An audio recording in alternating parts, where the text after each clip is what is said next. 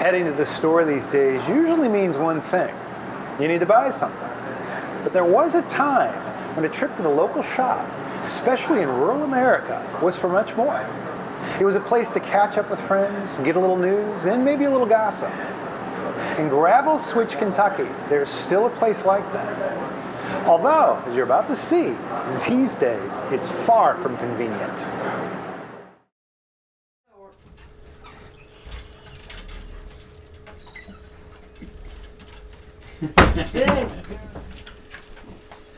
Dennis. Hey.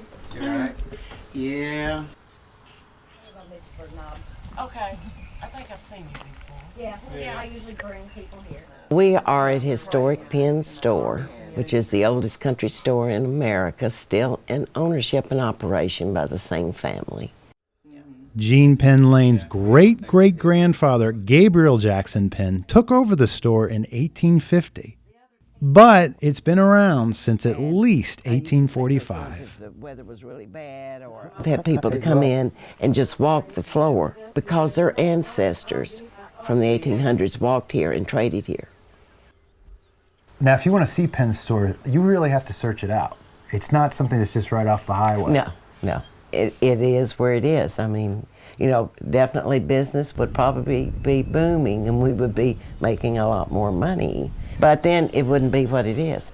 I had people say that they came and then they tried and they never could find it, and like so many months later they thought, well, they'd try to find it again. A sign on the front might help, but Gene's beloved Uncle Haskell, who ran Penn's for decades, believed otherwise. Well, I said, well, Mr. Penn, you don't have any sign. And my uncle, who had like a little mannerism, would go, psst. He said, psst. As long as it's been here, if you don't know how to get here, you don't need to be here. So that was his reply. He also had a good explanation for the hole in the screen door. You know, why haven't you fixed it? Why's that hole there? And my uncle said, it's to let the flies out. So it's still letting flies out. How Penn's store came to be is a living example of pioneer history. Two nearby rivers reveal part of the story. There were no cars, there were no roads in. The rivers were the roads on Sundays. There was quite a lot of activity going on, and a lot of people were living here. Up every little hollow, there were people living. And it was a big farming community, and of course tobacco was king because it's the most money you could make off an acre of land. It used to be if you pulled up on a Sunday morning by chance, in the community, all the wives went to church, and the husbands came here and gathered around the stove and told stories and lies and exaggerations. And if you pulled up, you could hear them just rolling, laughing, and all. As soon as you walked to the door and opened it, and they saw you were a woman, silence fell. You could hear a pin drop, and then you would kind of, made you feel awkward, but then you went about your business and left, and you could hear them all go back to chit-chatting again. Almost without trying, it became a hub for locals, providing many services, including a pharmacy and post office. At one point, you could even get a little medical care and dental work done, courtesy of Gene's great-grandfather, Dick Penn. As the decades came and went, farming diminished, and Penn saw generations of families leave the area for good. When they did the tobacco buyout, which was, I guess, 2000, that pretty much did it. Also, at the same time, their kids had gone to college, and none of them came back. The parents sat there and wondered how come they could have no help. It's like, well, everyone went off to school, like you told them to.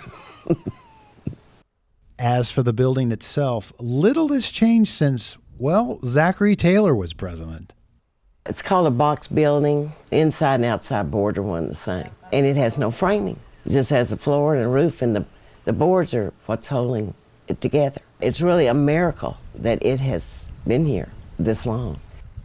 Since Gene's taken over the store, she's given curiosity seekers, locals, and just shoppers more reasons to visit. Some of her successes were a bit accidental. Actually, the outhouse was built because prior to that, it was the bushes. You just had to use the bushes. It was just to be for us here at the store and for our customers. But people will drive off the road just to use the outhouse. So she made lemonade out of lemons. I thought, well, they dedicate civic buildings and museums, and this is just as important to us. It'll be the first restroom facilities at Penn store. So I sent out like very formal invitations to dignitaries. It was a lark. We did, and about 4,000 people showed up, a little over. Now annual events include the Great Outhouse Blowout Race and the Kentucky Writers' Day celebration. But in 2010, Kentucky Derby weekend no less, all was almost lost when a massive flood devastated the store. The water had left at such speed that it sucked everything that was on the floor in this store to the door.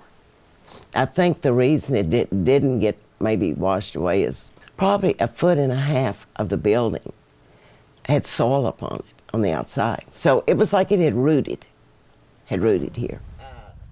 Today they are back and offer what could only be called a hodgepodge of items for sale.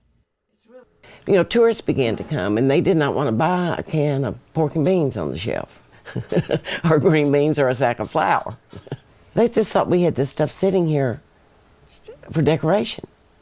They didn't know that it was, no, you buy it, you know.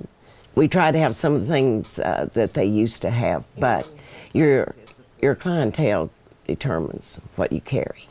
Throughout the generations, one thing has stayed consistent at Penn Store: what it is best at, a place for community. People can live here for 40 years and they're really newcomers because their ancestors did not basically bleed for that piece of land.